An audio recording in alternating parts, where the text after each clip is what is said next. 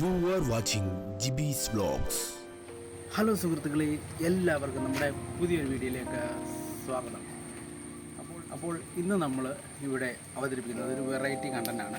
കൃഷി സംബന്ധമായിട്ടുള്ള ഒരു വീഡിയോ ആണ്. മറ്റൊന്നുമല്ല, നമ്മുടെ വീട്ടിൽ വളർത്തുന്ന പശുക്കൾ, ആട്, കോഴി എന്നിവയ്ക്കൊക്കെ വേണ്ടുന്ന തീറ്റപ്പുല്ല് എങ്ങനെ കൃഷി ചെയ്യാം എന്നുള്ളതിനെ കുറിച്ചൊരു വീഡിയോ ആണ് നമ്മളിന്ന് ചെയ്യുന്നത്. കാരണം ഇത് ചെയ്യുവാൻ കാരണം നമുക്ക് കുറച്ച് പുല്ലിൻ്റെ തണ്ടുകൾ കിട്ടിയിട്ടുണ്ട്. മിൽമയിൽ നിന്ന് നമുക്ക് ലഭിച്ചിട്ടുണ്ട്. മിൽമയിൽ നിന്ന് ഇതുപോലെ ക്ഷീരകർഷകർക്കൊക്കെ പുല്ലിൻ്റെ തണ്ടുകൾ കൊടുക്കും.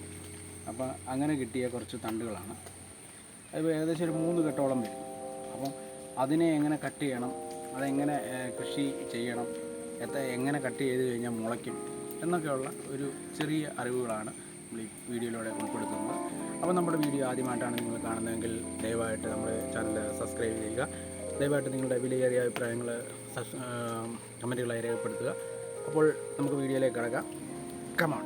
ഇതുപോലെ ഇങ്ങനെയുള്ള ഒരു 3 കെട്ടുകളാണ്. ഇതിൽ 3 കെട്ടാണ് നമുക്ക് കിട്ടിയിരിക്കുന്നത്. അപ്പോൾ ഇതിനെ നമുക്ക് വേണ്ടുന്ന പീസുകളെ നല്ല രീതിയിൽ കട്ട് ചെയ്ത് നമുക്ക് നടാനുള്ള സെറ്റപ്പുകൾ ചെയ്യാം. നല്ലതിനെ മാത്രമാണ് നമ്മൾ എടുക്കുന്നത്. അപ്പോൾ ഇത് പലതും വേരൊക്കെ വന്നിരിക്കുന്നതാണ്, അത്യാവശ്യം കിളിർത്തതാണ്. അപ്പോൾ ഇതിനെ നമ്മൾ കട്ട് ചെയ്യാൻ പോവുകയാണ്. നമുക്ക് വീഡിയോയിലേക്ക് കിടക്കാം. അപ്പോൾ അതുകൊണ്ടേ നമുക്ക് ലഭിച്ചിരിക്കുന്ന തണ്ടുകൾ ഇതാണ്.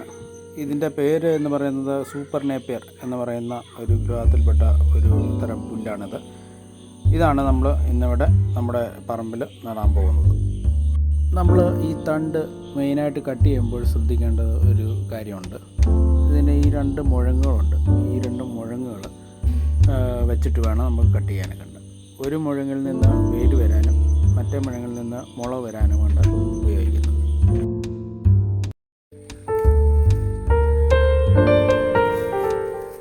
നമ്മൾ അത്യാവശ്യം നല്ലതും അധികം ഉണങ്ങിപ്പോകാത്തതുമായിട്ടുള്ള തണ്ടുകളാണ് എടുക്കുന്നത്. കാണുന്ന പോലെ സൈഡ് വെട്ട് കിട്ടിയതും ഒക്കെ ആയിട്ടുള്ള മുഴങ്ങുകളാണ്. അത് നമുക്ക് ആവശ്യമില്ല. അപ്പം ഈ മുഴങ്ങും കിളിർത്ത് വന്നിട്ടുണ്ട്, ഇതും വന്നിട്ടുണ്ട്. ഇതിൽ നിന്ന് തന്നെ വേരും വരും. അപ്പോൾ അതുകൊണ്ട് നമുക്ക് ഈ മുഴങ്ങും എടുക്കാം.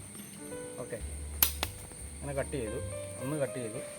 രണ്ടാമത്തേത് നമ്മൾ ഇവിടെ വെച്ച് കട്ട് ചെയ്തു. ഇത്രയും മാത്രം നമുക്ക് മതി. ഇത് കുത്തി കഴിയുമ്പോൾ ഈ മുഴങ്ങിൽ നിന്നും വേര് ഓട്ടോമാറ്റിക്കലി ഉണ്ടാകും. അപ്പോൾ ഇത് നമുക്ക് കട്ട് ചെയ്തെടുക്കാം. ഈ രീതിയിൽ കട്ട് ചെയ്തെടുക്കാം. മിനിമം 2 ഇതുപോലെ 2 കണ്ണുകൾ ഇതിന് വേണം. എങ്കിൽ മാത്രമേ നമുക്ക് അതിൽ ഒന്നിൽ കൂടെ വേരിറങ്ങാനും ഒന്നിൽ കൂടെ കിളിക്കാനും പറ്റത്തുള്ളൂ.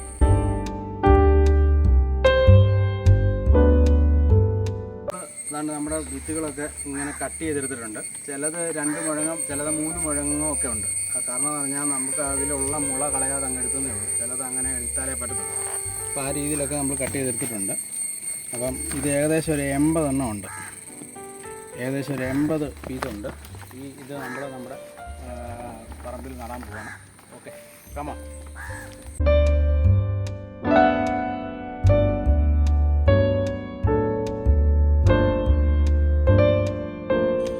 അപ്പോൾ നമ്മുടെ കുഴി ഇവിടെ സെറ്റായിരിക്കുകയാണ്.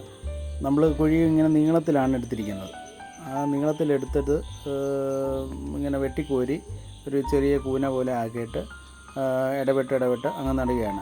ഒരു 1.5 അടി പിന്നെ ഗ്യാപ്പിലങ്ങ് നടുകയാണ്. ഗ്യാപ്പിൽ ചരിച്ച് നടുക എന്നാണ് ഉദ്ദേശിച്ചിരിക്കുന്നത്. ചരിച്ച് നടുന്നത് എന്തിനാണെന്ന് വെച്ച് കഴിഞ്ഞാൽ മഴവെള്ളം ഡയറക്റ്റായിട്ട് വീണ് തണ്ട് അഴുകി പോകാതിരിക്കാൻ വേണ്ടിയാണ് അങ്ങനെ ചെയ്യുന്നത്.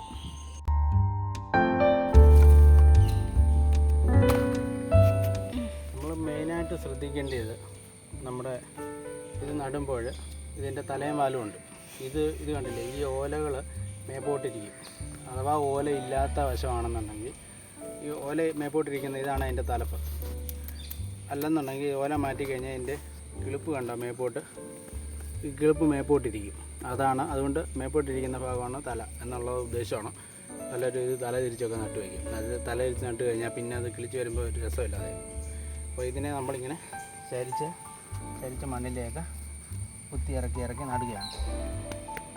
ഉണ്ടോ? അങ്ങനെ നമ്മൾ കുറേ അകലം വെച്ച് ഇതിലേക്ക് ഇങ്ങനെ നടുകയാണ്.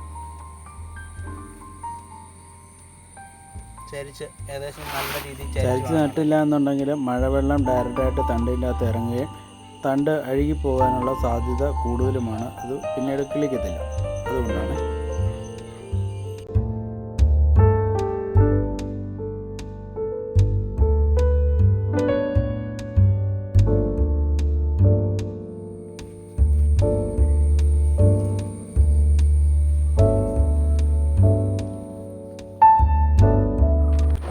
അപ്പോൾ അതുകൊണ്ട് നമ്മൾ ഇത്രയും തണ്ടുകൾ ഇവിടെ നട്ടിട്ടുണ്ട്. ഏകദേശം 80 തണ്ടുകൾ നമ്മളിവിടെ നട്ടിട്ടുണ്ട് കേട്ടോ. അതുപോലെ കുറേ നടാനുണ്ട്. നമ്മളൊരു ഏകദേശം ഒരു 1.5 അടി വീതിക്ക് അകലത്തിലാണ് നട്ടിരിക്കുന്നത്. അതുപോലെ ഇനി ആ കാട് എടുത്തെടുത്ത് അങ്ങോട്ട് നടാനാണ് പ്ലാന്. അപ്പോൾ നമ്മുടെ പുല്ലിൻ്റെയൊക്കെ നടിയിൽ ഏകദേശം നമ്മുടെ കയ്യിലുള്ളത് കുറച്ചൊക്കെ നട്ടിട്ടുണ്ട്. ഇനി സമയം കിട്ടുന്നതനുസരിച്ച് കുറേശ്ശെ നടാം എന്നാണ് നമ്മൾ ഉദ്ദേശിക്കുന്നത്. കാരണം നമുക്ക് കിട്ടുന്ന തുച്ഛമായ സമയം കൊണ്ട് നമ്മൾ എന്തെങ്കിലുമൊക്കെ ചെയ്യുകയാണ്, അത്രയേ ഉള്ളൂ. ഇനി ഒരു കെട്ടും കൂടെ ബാക്കി കിടപ്പുണ്ട്. ഒരു കെട്ടല്ല, 1.5 കെട്ടോളം ബാക്കി കിടപ്പുണ്ട്. അപ്പോൾ അത് ഒക്കെ ഒരു സമയം കണ്ട് ചെയ്യാം എന്നാണ് ഉദ്ദേശിക്കുന്നത്. ഇന്ന് ഏതായാലും നടക്കത്തില്ല. ഇന്ന് 5 മണിക്ക് നമുക്ക് വേറൊരു ഷൂട്ട് ഉള്ളത് കാരണം നമ്മളതിൻ്റെ തിരക്കിലേക്ക് പോവുകയാണ്. ഇതുവരെ ഒരു 80-85 നട്ടിട്ടുണ്ട്. അപ്പം വീഡിയോയുടെ ബാക്കി ക്ലിക്കുന്നതും ഒക്കെ നമ്മൾ അടുത്ത വീഡിയോ ആയിട്ട് അപ്ലോഡ് ചെയ്യാം. അപ്പം നമ്മുടെ വീഡിയോ എല്ലാവർക്കും ഇഷ്ടപ്പെട്ടു എന്ന് കരുതുന്നു. ഞാൻ ചെയ്തതിൽ എന്തെങ്കിലും പാളിച്ചകളുണ്ടെങ്കിൽ അത് ചൂണ്ടിക്കാണിക്കുക.